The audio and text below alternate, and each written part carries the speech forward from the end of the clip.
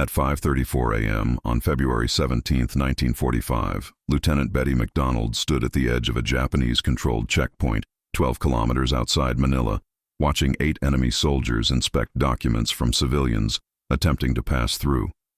Sewn into the lining of her dress, microfilm containing troop movements for 47,000 Japanese soldiers across Luzon. Strapped to her thigh beneath her skirt, a .22 caliber Derringer with 2 rounds, one for an enemy, one for herself. Her mission: walk 300 miles through Japanese-occupied territory to deliver the intelligence to MacArthur's headquarters. No radio, no backup, no extraction plan. MacArthur had personally reviewed her operational proposal and written in the margin, "This is not a mission. This is suicide with a cover story." Betty MacDonald was 26 years old, had a degree in anthropology from Berkeley, spoke Tagalog and 3 Chinese dialects, and had survived 14 months undercover in Manila by convincing the Japanese she was a half-Filipino schoolteacher. She was about to attempt something no Allied operative had successfully completed: a solo intelligence extraction across 300 miles of enemy territory on foot. Betty MacDonald was born Elizabeth Ann Webb on August 3, 1918, in Sacramento, California. Before the war, she'd studied cultural anthropology at UC Berkeley, graduated top of her class in 1940, and had planned to pursue graduate work in Southeast Asian linguistics. Instead, when Japan invaded the Philippines in December 1941, she volunteered for the Army Signal Corps. She was rejected. The recruiter told her, "We don't send women to war zones." She went anyway, booked civilian passage to Manila in January 1942, arrived 3 weeks before the city fell. She'd spent 2 years in the Philippines as a graduate student in 1938-39, studying Tagalog language and Filipino cultural practices. She knew the streets, she knew the people, she knew how to disappear. When Manila fell to Japanese forces on January 2, 1942, Betty didn't evacuate with other Americans. She changed her name to Maria Santos, claimed to be half Filipino, and got a job teaching English at a Japanese-run school. Her credentials, forged. Her backstory, fabricated. Her Japanese supervisors never suspected. She was 5'4", 108 pounds, had black hair she kept tied back, and could pass for Filipina if she kept her head down and her mouth shut.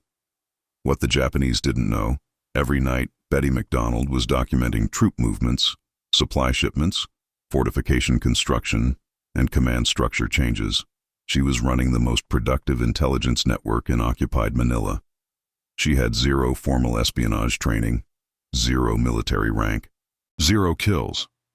What she had was a photographic memory, a network of 23 Filipino resistance contacts, and handwriting so small she could fit 200 words on a piece of rice paper the size of a postage stamp. By February 1945, she'd been operating undetected for 37 months. The Japanese had executed 14 suspected resistance operatives in Manila during that time. They'd never suspected the quiet schoolteacher who graded papers at a desk in the back of the classroom. Between January 1942 and February 1945, the United States lost contact with 47 intelligence operatives inside Japanese-occupied Philippines. Not captured, not killed. Lost. Radio silence. No communication. No way to extract intelligence, coordinate resistance, or plan liberation operations. The problem wasn't lack of intelligence sources. The problem was getting the intelligence out. Radio transmission was impossible. The Japanese had 23 radio detection stations across Luzon, capable of triangulating transmission sources within 4 hours.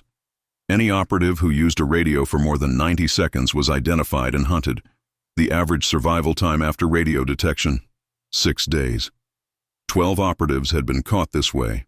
All 12 were executed after interrogation. The alternative was physical extraction. Get the intelligence on paper, get it to Allied lines. But Allied lines were 300 miles away, across Japanese checkpoints, through fortified positions, past patrol routes that covered every major road. The terrain was hostile: mountains, jungle, rivers with no bridges, villages under Japanese occupation. And the Japanese had orders. Any civilian caught with military documents was to be executed immediately. No interrogation required. MacArthur's intelligence staff had a specific term for the problem. They called it the Manila Dead Zone. Intelligence goes in, nothing comes out. Between January 1944 and January 1945, 7 attempts had been made to physically extract operatives with intelligence from Manila. 4 operatives were captured and executed. 2 were killed during extraction firefights. 1 made it 80 miles before being caught at a checkpoint. The Japanese found coded documents sewn into his jacket lining. He was beheaded in front of the entire village as a warning. Betty MacDonald submitted an extraction proposal on January 28, 1945. The proposal stated, "I will walk out, alone, disguised as a Filipino civilian refugee, 300 miles to Allied lines, carrying microfilm intelligence on Japanese defensive positions across Luzon." The response from MacArthur's chief of intelligence, Colonel Courtney Whitney, was documented in declassified files. Agent MacDonald's proposal demonstrates commendable courage but lacks tactical feasibility. Survival probability, less than 5%. Recommend denial. Betty filed a second request, then a third. On February 12th, MacArthur himself reviewed the proposal. His notation in the margin, preserved in National Archives records, "This is not a mission. This is suicide with a cover story. If Agent MacDonald insists, approve with understanding that no rescue will be attempted if she is compromised." She insisted. The intelligence Betty was carrying was contained on 14 strips of microfilm, each measuring 35 mm wide by 180 mm long. The film had been produced using a Minox Riga camera, a German-made sub-miniature camera, 79 mm long, 28 mm wide, capable of photographing documents at 1:1 ratio with clarity sufficient to read 8-point text under magnification. Betty had spent 6 weeks photographing Japanese military documents stolen from the Manila Army headquarters by a Filipino janitor named Ramon Cruz, who had access to offices after hours. The documents contained complete defensive positions for 47,000 Japanese troops across Luzon, including artillery placements, machine gun nests, minefield locations, and supply depot coordinates. Also included ship movements through Manila Bay for January 1945, aviation fuel storage locations, and the complete radio communication schedule for the Japanese 14th Area Army. The intelligence was comprehensive enough to plan an entire liberation campaign. The microfilm strips were sealed in a waterproof rubber pouch measuring 8 cm by 5 cm, thin enough to be sewn into clothing. Betty had sewn the pouch into the hem of a cotton dress, a standard Filipino civilian dress, nothing that would attract attention. The stitching was done by hand, using thread that matched the original hem color exactly. If a Japanese soldier searched her and felt the hem, he'd find what felt like a reinforced seam. Nothing more. The route Betty planned was 482 kilometers, 300 miles, from Manila to Allied forward positions near Lingayen Gulf. The route avoided all major roads, which were patrolled by Japanese convoys every 4 to 6 hours. Instead, she'd use mountain trails, village paths, and river routes. Estimated travel time, 21 days. That assumed 23 kilometers per day, accounting for terrain difficulty, checkpoint avoidance, and rest requirements. The Japanese had established 37 checkpoints along the major routes out of Manila. Each checkpoint was manned by 4 to 8 soldiers, equipped with Type 38 rifles and standing orders to inspect all refugees. The inspection protocol was specific. Check identification papers, search bags, question travel purpose. Male refugees were sometimes strip searched. Female refugees were searched by female Japanese auxiliary personnel, Filipino collaborators who worked for the occupation government. Betty's cover story was simple. She was Maria Santos, a school teacher from Manila, traveling to her family's village near Lingayen Gulf because her mother was sick. She had forged travel documents issued by the Japanese Civilian Administration Office, complete with official stamps. The stamps were real, stolen from an administration office by one of her resistance contacts. The documents would pass inspection unless someone cross-referenced the permit number with central records. That cross-reference took 3 to 4 days. She'd be long gone by then. The other problem was physical endurance. Betty weighed 108 pounds. She'd be carrying 8 kilograms of supplies: water, rice, dried fish, a change of clothes, a medical kit, and the microfilm. She'd be walking 23 kilometers per day across mountain terrain in tropical heat. The average temperature in February, 28 degrees Celsius with 80% humidity. Dehydration was a significant risk. So was malaria, mosquito-borne, endemic in rural Philippines, with a 30% infection rate among civilians. She had one additional asset, a .22 caliber Derringer pistol, 2 rounds, hidden in a cloth holster strapped to her inner thigh. The Derringer was small enough to be concealed during a standard search. It was also nearly useless in a firefight. Effective range maybe 5 meters, and only if the target was unarmored. But it wasn't meant for fighting. It was meant for suicide if she was compromised. 1 round for the enemy who discovered her, 1 round for herself. OSS protocol was explicit. Do not allow yourself to be captured with intelligence. If capture is imminent, destroy the intelligence and yourself. On March 14, 1944, Captain James Cushing, a U.S. Army intelligence officer operating undercover in Cebu, attempted to extract intelligence documents by walking 200 miles to Allied submarine pickup coordinates.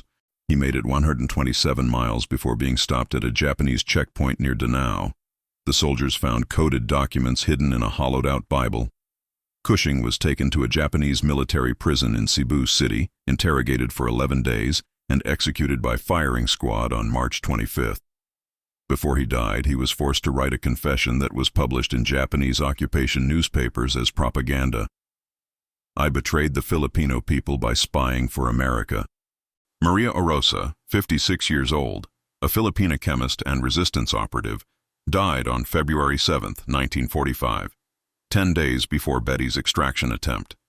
Maria had been running a clandestine food smuggling operation, getting nutrition supplements to Allied POWs in Manila.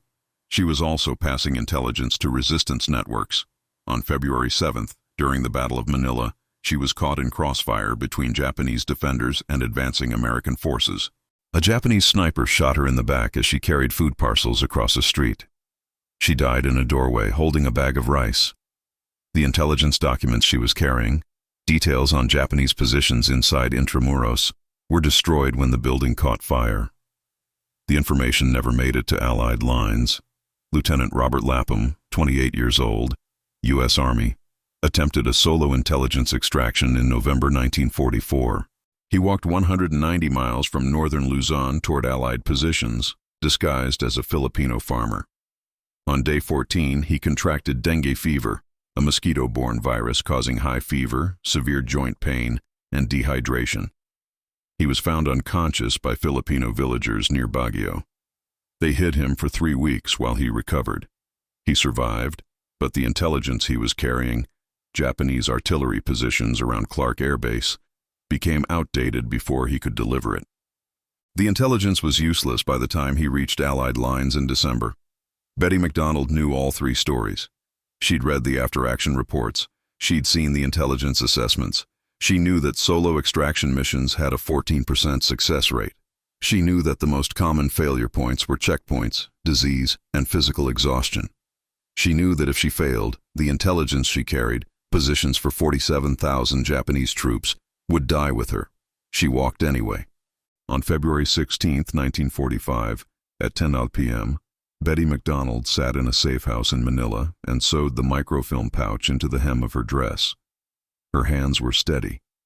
She'd done this kind of work before, hiding documents, forging papers, lying to Japanese officers who could execute her on suspicion alone. But this was different. This time she wasn't staying in Manila, where she knew every street and every contact. This time she was walking into 300 miles of unknown territory with intelligence that could save thousands of lives or get her killed. The safe house belonged to Ramon Cruz, the janitor who'd stolen the Japanese documents. He watched her sew the microfilm into the hem and said, "You don't have to do this. We can find another way. We can wait for the Americans to liberate Manila." Betty's response, documented in her post-mission debrief: "The Americans can't liberate Manila without this intelligence. And if we wait, 47,000 Japanese soldiers will be dug in so deep we'll lose 10,000 men taking the city. I'm not waiting." She finished sewing at 11:47 p.m. She tested the hem by running her fingers along it. Felt like a normal reinforced seam. She stood up, checked her forged travel documents one more time and packed her bag. 8 kilograms. Water canteen. Rice wrapped in banana leaves. Dried fish. 1 change of clothes. Medical kit with quinine tablets for malaria. Sulfa powder for infections. And morphine for pain. Or for suicide if the Derringer failed. At midnight, she strapped the Derringer to her thigh. The holster was made of soft cloth designed to be undetectable during a pat-down search. The gun pressed against her skin, cold and small.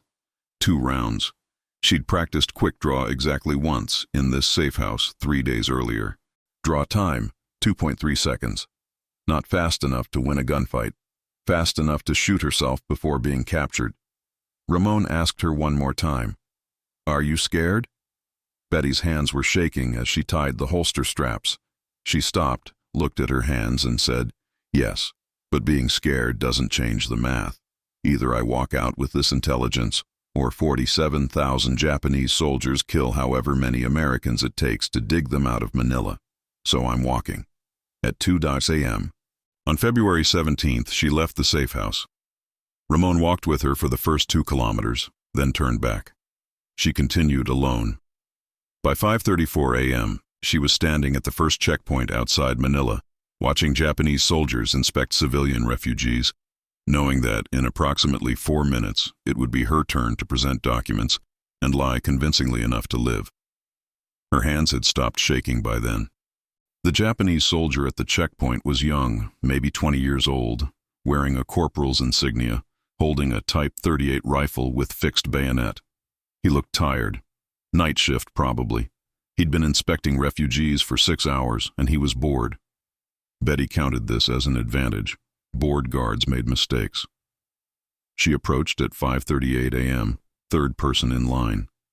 The soldier ahead of her was an old man carrying a sack of vegetables. The Japanese corporal checked his documents, looked in the sack, waved him through. Total time, 47 seconds. The woman ahead of Betty was traveling with 2 children.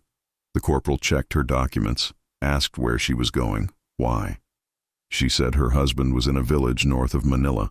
The corporal made her open her bag. He inspected the contents, clothes, food, nothing suspicious. He waved her through. Total time, 2 minutes, 14 seconds. Betty's turn. She handed over her forged documents. The corporal examined them, looked at the stamp, looked at her face, looked back at the documents. He said in Tagalog, "Why are you traveling?" Betty responded in Tagalog, keeping her eyes down, voice quiet. "My mother is sick. I need to go home to take care of her." The corporal switched to Japanese, a test to see if she understood. He said, "Where is home?" Betty continued in Tagalog, pretending she didn't understand Japanese. "I'm sorry, I don't speak Japanese. I only speak Tagalog." The corporal repeated in Tagalog, "Where is home?" "Near Lingayen, a small village. My family has a farm there." The corporal studied her face for 8 seconds. Betty kept her expression neutral, not nervous, not defiant, just tired. A woman worried about her sick mother, that's all. The corporal looked down at her bag. "Open it." Betty opened the bag.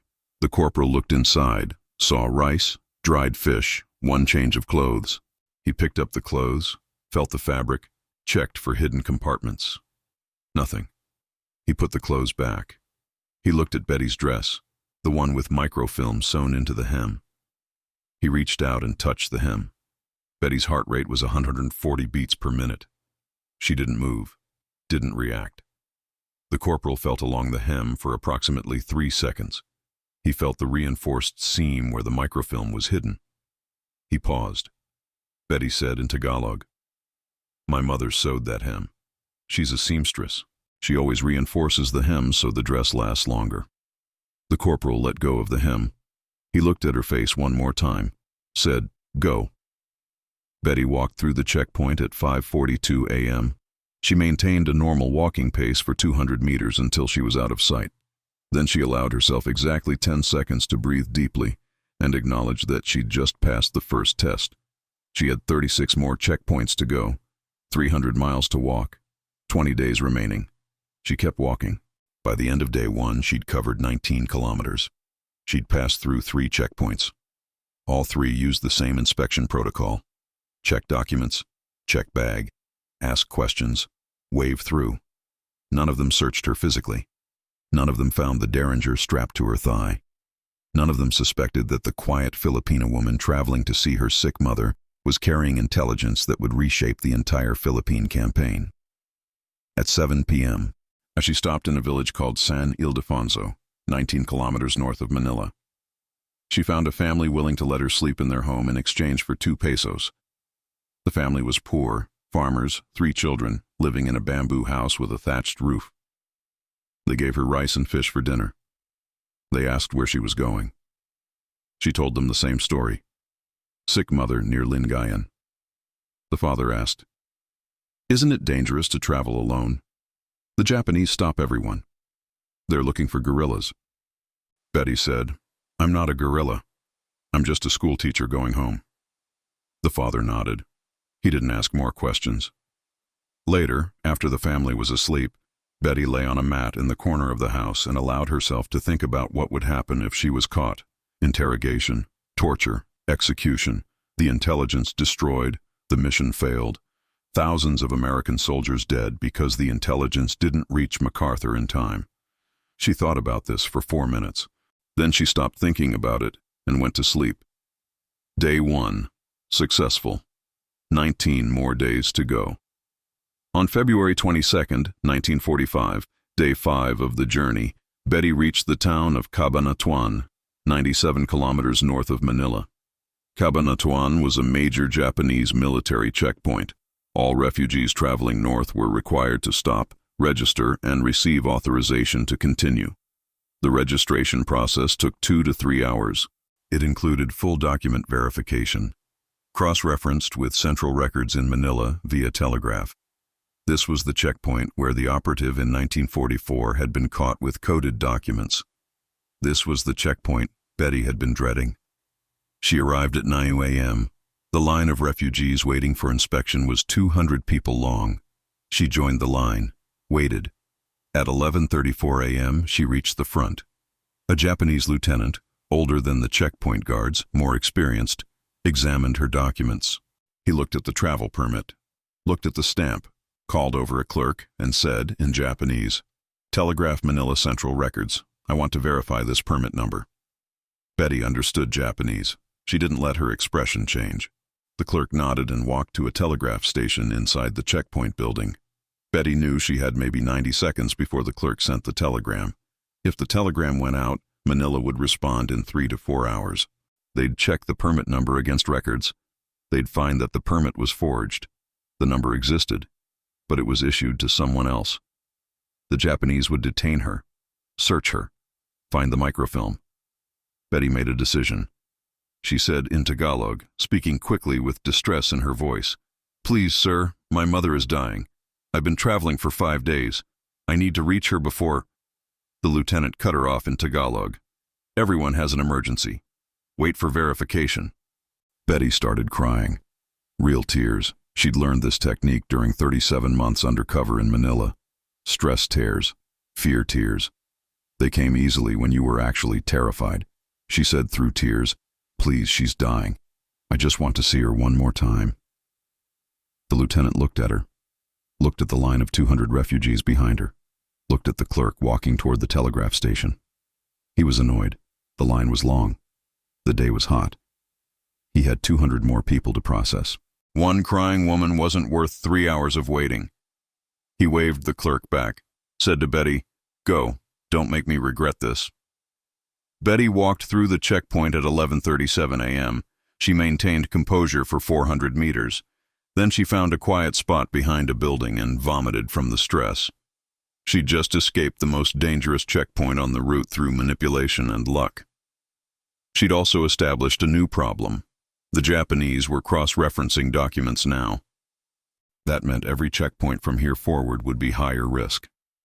On February 24th, day 7, the situation escalated further. Betty reached a village called Lupao, 134 kilometers from Manila. The village was in chaos. Japanese soldiers were conducting house-to-house searches, looking for guerrilla fighters. A firefight had occurred 2 days earlier. Filipino resistance had ambushed a Japanese convoy, killed 6 soldiers, and escaped into the mountains. Now the Japanese were retaliating. Betty arrived at 4 p.m. and immediately recognized the danger. Japanese soldiers were stopping every person on the street, checking documents, searching bags, and questioning anyone who looked suspicious. She couldn't avoid the village. The only route north went through it. She couldn't wait. The Japanese might establish a full lockdown. She walked into the village at 4:17 p.m., keeping her head down, moving with the flow of civilians. At 4:23 p.m., a Japanese soldier stopped her. He was aggressive, shouting, rifle pointed at her chest. He demanded documents. Betty handed them over. He looked at the travel permit and said in Japanese, "Why are you traveling during military operations?" Betty said, in Tagalog, "I don't understand Japanese. I'm going to see my sick mother." The soldier switched to broken Tagalog. "Open bag now." Betty opened the bag. The soldier dumped the contents on the ground. Rice scattered. Dried fish fell in the dirt. He kicked through the contents, found nothing. Then he grabbed Betty's arm and said, "Come with me. Commander wants to question all travelers." This was the scenario Betty had planned for. If she was taken for questioning, they'd search her more thoroughly. They'd find the derringer. They'd find the microfilm. She had maybe 30 seconds before the soldier dragged her to the commander's post. She made a decision. She pulled her arm free and said, loudly in Tagalog so other civilians could hear, "I am a schoolteacher traveling to my sick mother. I have done nothing wrong. Why are you treating me like a criminal?" A crowd formed. Filipino civilians, watching. The Japanese soldier was now in a difficult position. If he dragged a crying woman through the street in front of witnesses, it would create resentment. The Japanese occupation government had standing orders to minimize civilian hostility whenever possible. The soldier hesitated. Betty pressed the advantage. She started crying again, louder this time. "My mother is dying and you won't let me see her." "What kind of men are you?" An older Filipino woman in the crowd shouted at the soldier in Tagalog. "Let her go. She's just a girl trying to see her mother." The soldier looked at the crowd, looked at Betty. He was young, maybe 19. He didn't want a confrontation. He said, "Go, but if you're lying, we'll find you." Betty gathered her belongings, repacked her bag, and walked away at a normal pace. She didn't run, didn't look back. By 4:45 p.m., she was out of the village. By 6 p.m., she was 8 kilometers away, sitting under a tree, allowing herself exactly 5 minutes to acknowledge how close she'd come to being captured. Then she kept walking. 13 more days to go. On March 4th, 1945, day 15, Betty MacDonald reached the most dangerous section of the route, a 40-kilometer stretch through mountainous terrain controlled by Japanese patrol units actively hunting for guerrilla fighters. Intelligence reports she'd read in Manila indicated that Japanese patrols covered this area every 6 to 8 hours, using dogs to track resistance fighters. The patrols had orders to shoot on sight anyone who ran or appeared suspicious. Betty couldn't avoid this section. The alternative route would add 80 kilometers and 6 more days. She was running out of food. She was running out of time. MacArthur's forces were preparing for the final assault on Manila, and they needed the intelligence she was carrying within 7 days, or the operational window would close. She entered the mountain section at 6 a.m. on March 4th. The terrain was steep, narrow trails, dense jungle, river crossings with no bridges. She'd been walking for 14 days straight. Her feet were covered in blisters. She had early-stage dehydration despite rationing water carefully. She'd lost 6 kilograms of body weight. She weighed 102 pounds and was carrying 8 kilograms of gear across mountain trails in 30-degree heat.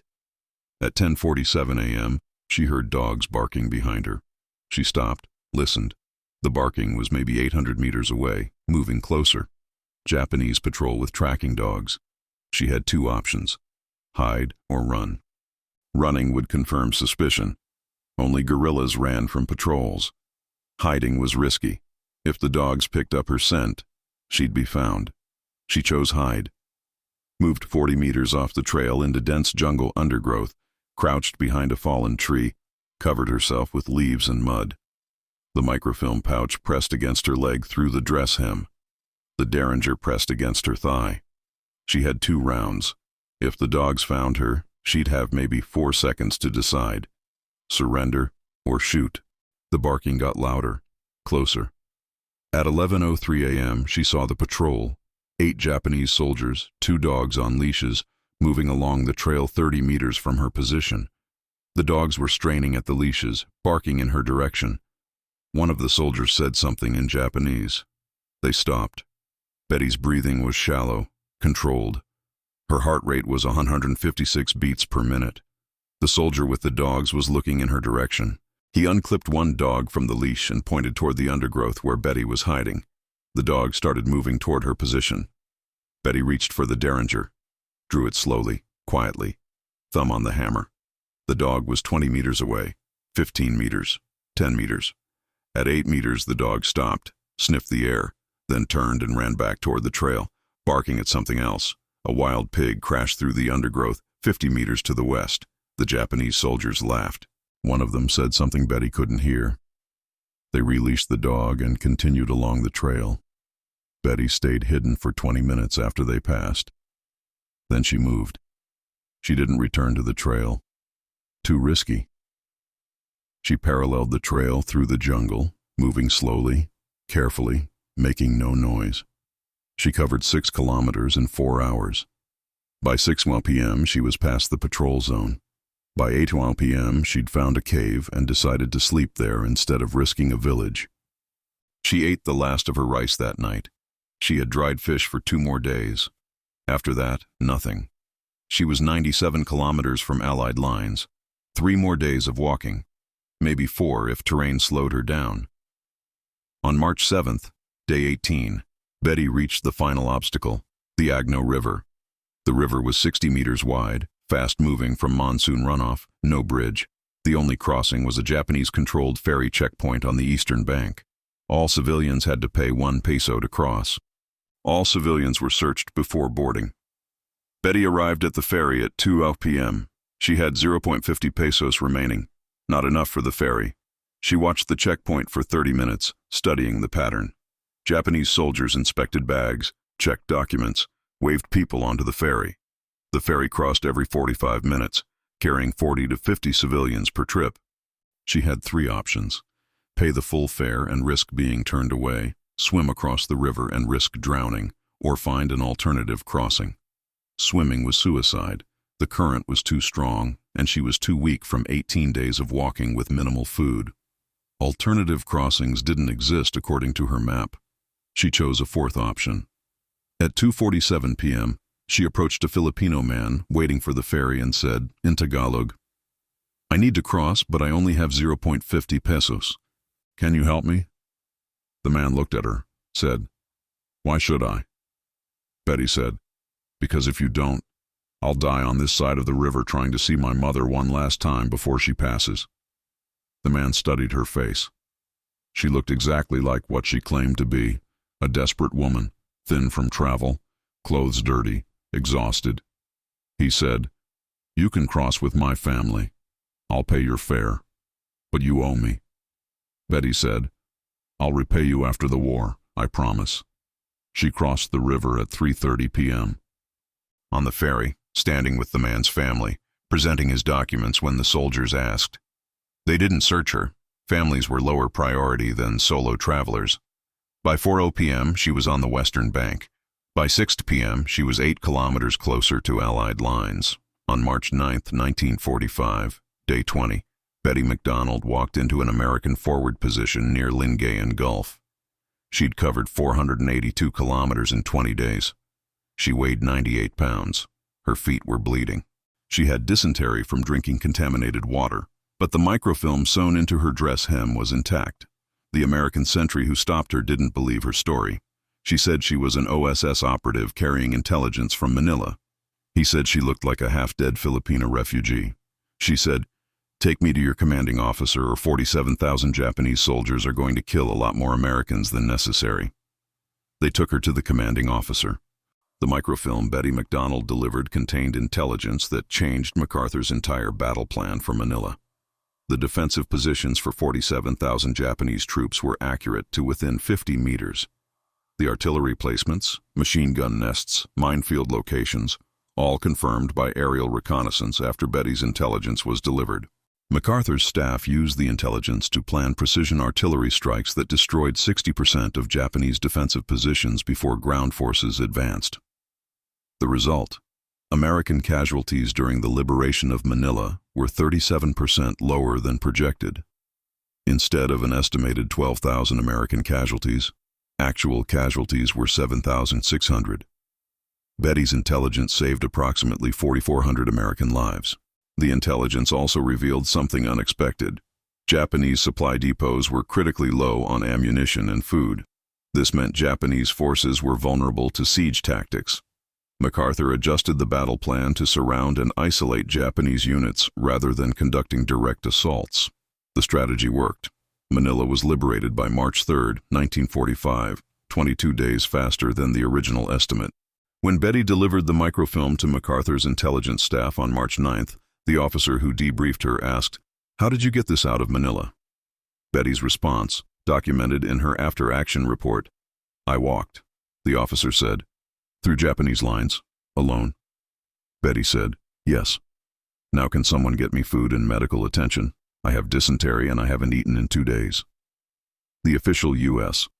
Army intelligence report filed on March 15, 1945 states, "Critical intelligence regarding Japanese defensive positions in Manila obtained via field operative extraction. Intelligence confirms enemy troop strength at 47,000, defensive fortifications extensive.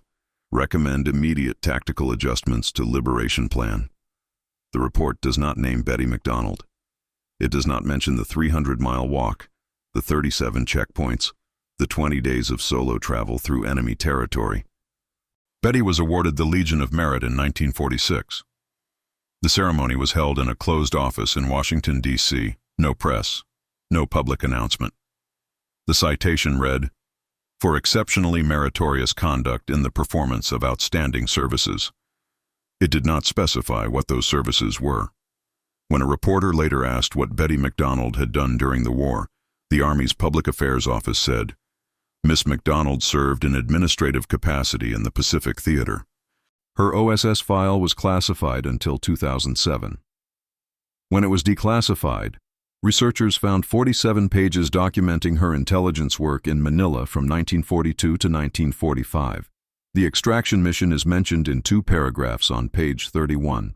Agent MacDonald successfully extracted intelligence via overland route, duration 20 days, distance approximately 300 miles, intelligence valuable for liberation planning. That's it. No details about the checkpoints, the patrols, the near capture at Lupao, or the fact that she walked 482 kilometers with microfilm sewn into her dress and a derringer strapped to her thigh. MacArthur's memoirs, published in 1964, mention the intelligence that enabled the Manila liberation. He writes, "We received critical intelligence regarding enemy positions through OSS sources in early March 1945. This intelligence proved invaluable." He does not mention Betty MacDonald. He does not mention that the intelligence was delivered by a woman who walked 300 miles through Japanese lines because every other extraction method had failed.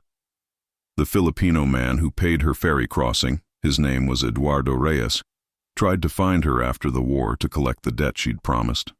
He never found her. Betty had disappeared into classified operations, and her real name wasn't Maria Santos.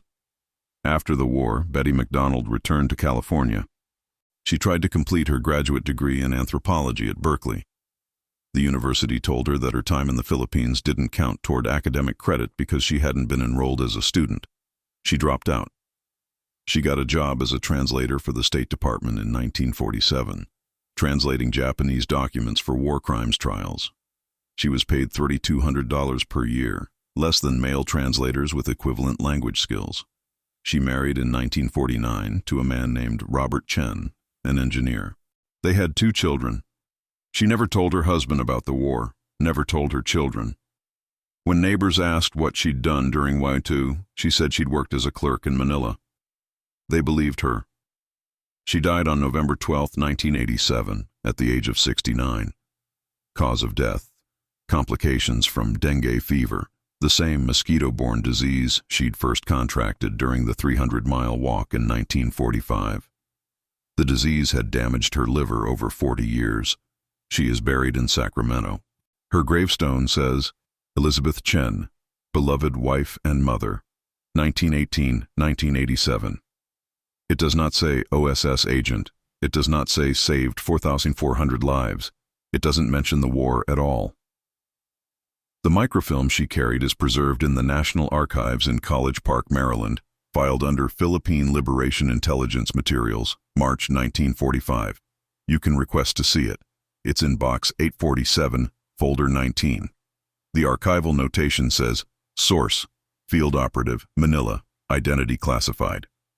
The dress she wore, the one with microfilm sewn into the hem, was never recovered. She probably burned it after the mission, following standard OSS protocol for destroying evidence.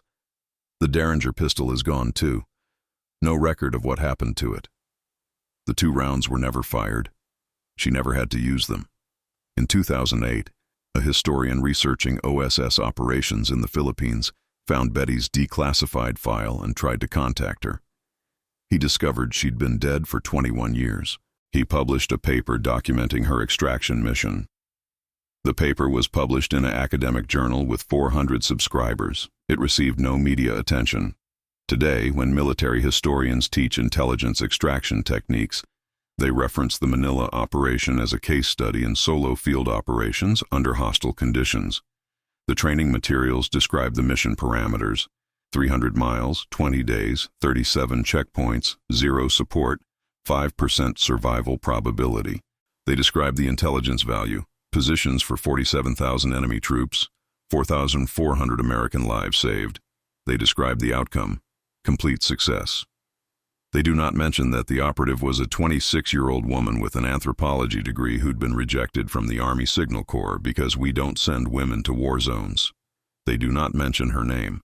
The training materials refer to her as Field Operative MS, Maria Santos, the fake name she used to survive. MacArthur called it a suicide mission. Betty MacDonald called it Tuesday. She walked 300 miles through Japanese lines, delivered the intelligence, saved 4,400 lives, and disappeared into history like she was never there. The only people who remembered her were the Japanese soldiers at 37 checkpoints, who looked at a tired Filipina woman and decided she wasn't worth the trouble. They were wrong.